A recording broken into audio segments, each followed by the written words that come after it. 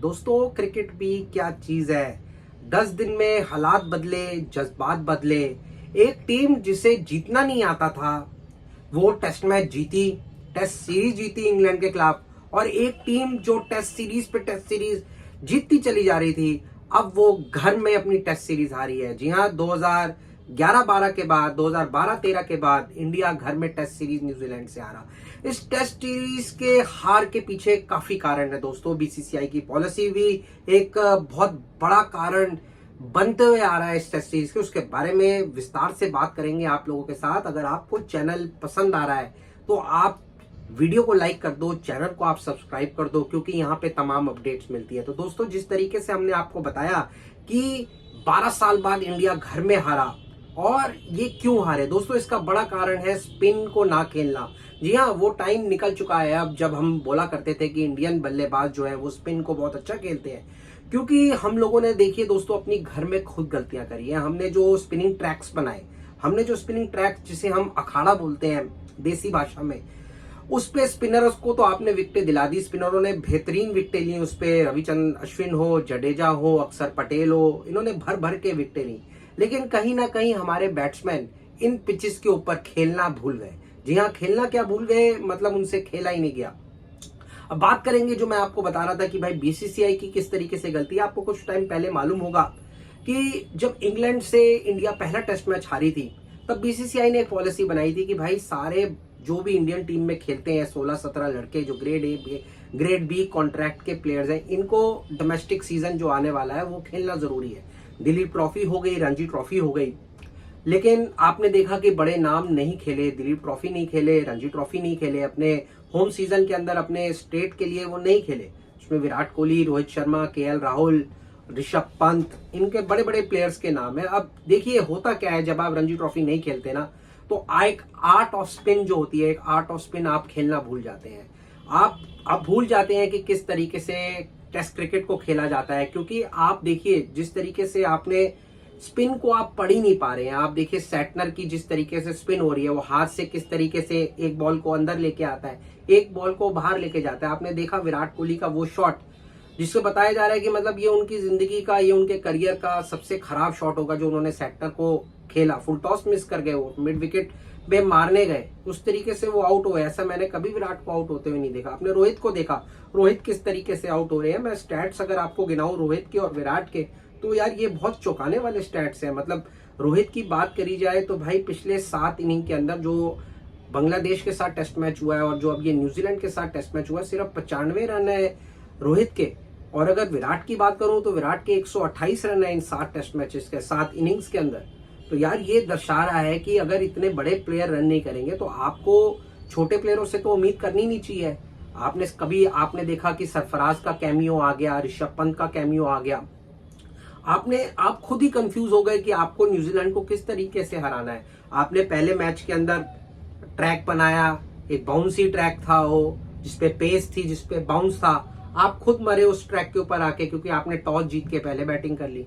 Second test match में आपने सोचा कि भाई नहीं, न्यूजीलैंड की पेस के आगे तो हम नहीं खेल पाएंगे, तो आपने स्पिनिंग ट्रैक बना दिया। वो सैटनर को लेके बैठे हुए थे, उनको पता था कि भाई ये हमें पढ़ नहीं पाएंगे। सैटनर आया और सैटनर ने क्या कमाल करके दिखाया। सैटनर ने जबरदस्त विकेट ली, धराशायी करके रख दिया आप लोगों को। मतलब फैन के अगर मन से पूछा जाए तो उसको इतना हर्ट है। लेकिन भाई हार के पीछे कई कारण होते हैं, हार के पीछे इतने बड़े बड़े कारण होते हैं। जिस तरीके से मैंने बताया बीसीसीआई की पॉलिसी, स्पिन खेलना हम भूल गए। देखिए वो दौर एक अलग था जब हरभजन सिंह और अनिल कुंबले विकेटें लिया करते थे, तो हमारे जो बैट्समैन थे वीवीएस लक्ष्मण, राहुल द्रविड़, सचिन तेंदुलकर, सौरभ गांगुली, वीरेंद्र सहवाग, ये स्पिन को अच्छा खेलते थे। क्यों खेलते थे ये स्पिन को अच्छा? क्योंकि दोस्तों वहां पे जो ट्रैक होता था ना, वो चौथे 5वें दिन स्पिन करने लगता था। लेकिन अब पहले दिन से ही अखाड़ा बन जाता है। वहां पे पहले दिन से ही ऐसे खड्डे उखड़ने लग जाते हैं, पफ ऑफ डस्ट जिसे कमेंटेटर्स बोलते हैं, वो आने लग जाती है। तो कहां से बैट्समैन उस पर तो बैम्बूजल होके रहेगा।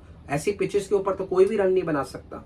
लेकिन मैं न्यूजीलैंड को श्रेय देना चाहूंगा, न्यूजीलैंड के बैट्समैन डेविड कॉनवे और सचिन रविंद्रा, इन्होंने स्पिन को अच्छा खेला, इंडिया से अच्छा स्पिन को खेला। इजाज की स्पिन अच्छी थी, सैटनर की स्पिन अच्छी थी, स्पेक्टर को पढ़ नहीं पाए आप बिल्कुल भी, क्योंकि जिस हाथ से वो बॉलिंग कर रहा था। अगर मैं गिल की बात करूं, वही ओल्ड फैशन तरीके से वो बैटिंग करते हैं, जैसे पुराने तरीके में बैटिंग की जाती थी कि भाई वो अपना पैर जो बैट है वो पैड के पीछे रखते हैं। अब बॉलर तो यही कहेगा ना कि इनको बैकफुट पे लेके जाओ और ये एज लेंगे या एलबीडब्ल्यू हो जाएंगे। उसी तरीके से वो आउट होते आए हैं। जायसवाल को आपने देखा, जायसवाल किस तरीके से आउट हो रहे हैं। ऋषभ पंत रन आउट हो जाते हैं। मतलब अगर ऋषभ पंत फिट नहीं थे इस टेस्ट मैच में, क्योंकि वो आराम से सिंगल हो रहा था, ऋषभ पंत बहुत धीरे भागे हैं, ऋषभ पंत आराम से सिंगल कर सकते थे, लेकिन नहीं, वो रन आउट हुए, आपने एक विकेट जाया किया।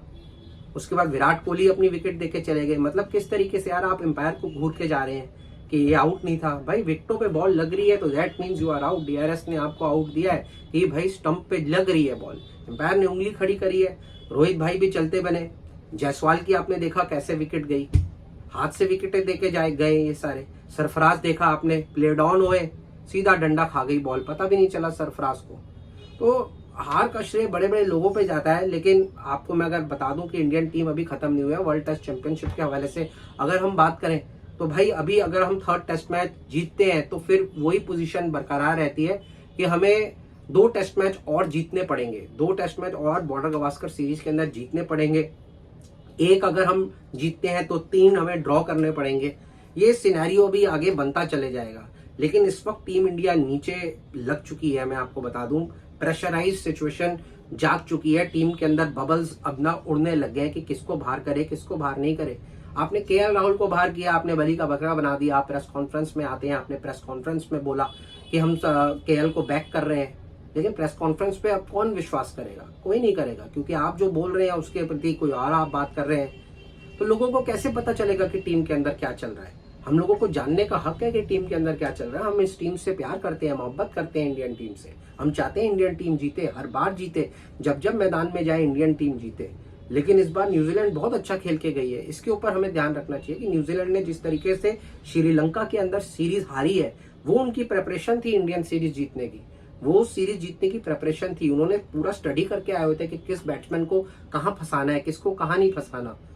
कोहली के रन नहीं आना, रोहित के रन नहीं आना, ये बहुत बड़ी साइन है। बड़े बड़े यूट्यूबर बोल रहे हैं इनको रिटायरमेंट ले लेनी चाहिए, इनको छोड़ देना चाहिए। नहीं, ऐसा नहीं होना चाहिए। एक फेज आता है, लेकिन हाँ, मैंने देखा है कोहली का जब फेज आता है तो बहुत ही लंबा खिंच जाता है। रोहित भाई का जब फेज आता है बहुत लंबा खिंच जाता है।